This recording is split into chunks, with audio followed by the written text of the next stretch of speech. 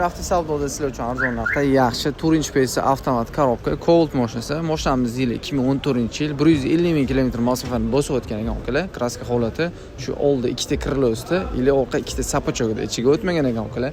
To'rtta yaxshi yumshoq bolalar va bolalar ham yaxshi holatda turibdi. Salonlarni ukalar ko'rishingiz mumkin.